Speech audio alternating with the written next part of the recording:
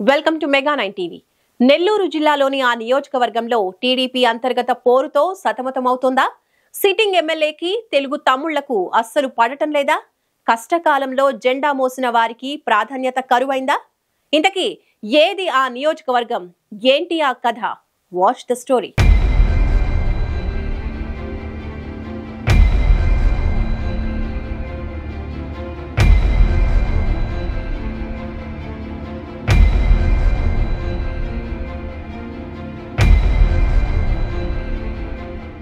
రాజకీయాలకు పెట్టింది పేరైన నెల్లూరు జిల్లాలో డెల్టా ప్రాంతమైన కోవూరిది ప్రత్యేక స్థానం. పుచ్చలపల్లి సుందరయ్య, బెజవాడ గోపాల్ రెడ్డి, నల్లపురెడ్డి శ్రీనివాసులు రెడ్డి లాంటి ఎందరో రాజకీయ ఉద్దండుల్ని అందించిన నియోజకవర్గం ఇది. ఇంత రాజకీయ చైతన్యం కలిగిన కోవూరు సీటు టీడీపీకి కంచుకోటగా చెప్పుకోవచ్చు. ఇక్కడ ప్రధానంగా నల్లపురెడ్డి, పోలంరెడ్డి కుటుంబాల మధ్య ఆధిపత్య పోరు ఉంటుంది. ఇందులో నల్లపురెడ్డి శ్రీనివాసులు రెడ్డి రాజకీయ వారసుడిగా, ప్రసన్న కుమార్ రెడ్డి టీడీపీలో గతంలో పలు దఫాలు గెలిచి ఎమ్మెల్యేగా పనిచేశారు. జగన్ పార్టీ పెట్టడంతో ఆయన వైసీపీలో చేరారు.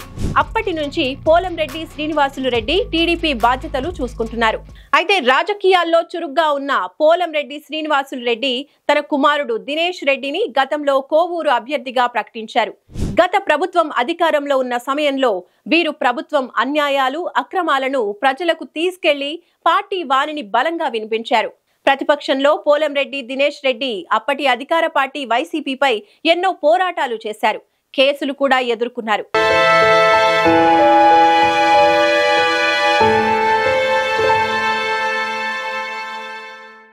అలాగే నిరంతరం కార్యకర్తలకు అందుబాటులో ఉంటూ పార్టీని పరుగులు పెట్టించారు. కానీ అనుకున్నది ఒకటి, అయినది ఒకటి అన్న తీరుగా దినేష్ రెడ్డి కష్టాన్ని వేమిరెడ్డి దంపతులు లాగేసుకున్నారు. టీడీపీ అధిష్టానం ఎన్నికల సమయంలో అనూహ్యంగా వైసీపీని వీడి పార్టీలోకి వచ్చిన వేమిరెడ్డి ప్రభాకర్ రెడ్డి సతీమణి వేమిరెడ్డి ప్రశాంతి రెడ్డికి టికెట్ ఇచ్చింది.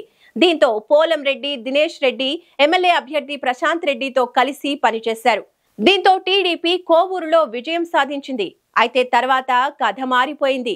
గెలిచే వరకు ఓ లెక్క, గెలిచాక ఓ లెక్క అన్నట్టుగా ఎమ్మెల్యే మారిపోయారని పోలంరెడ్డి వర్గం ఆవేదన వ్యక్తం చేస్తోంది.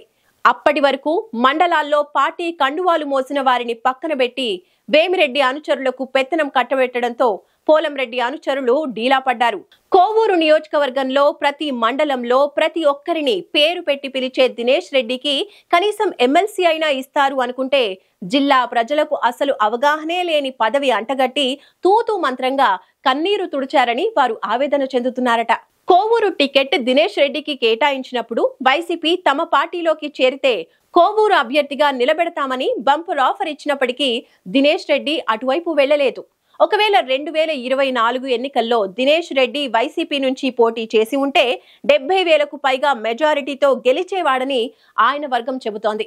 దీంతో పోలంరెడ్డి దినేష్ రెడ్డిని బుజ్జగించేందుకు అధిష్టానం రాష్ట్ర ఎన్విరాన్మెంట్ కార్పొరేషన్ చైర్మన్ గా నియమించింది. కానీ ఈ పదవి పైన పోలంరెడ్డి అనుచరులు అసంతృప్తి వ్యక్తం చేస్తున్నారు. పదవి చేపట్టిన తర్వాత దినేష్ రెడ్డి సిట్టింగ్ ఎమ్మెల్యేతో కలిసి అధికారిక కార్యక్రమాలకు హాజరు కాకపోవటం చర్చనీయాంశమవుతోంది. ఇలా ఎన్నికల్లో గెలుపు తర్వాత వేమిరెడ్డి ప్రశాంత్ రెడ్డికి దూరం జరిగిన పోలంరెడ్డి దినేష్ రెడ్డి నామినేటెడ్ పదవి తీసుకున్నారు. అయినా ఆయన అనుచరుల్లో మాత్రం ఆవేదన అలాగే ఉండిపోయింది.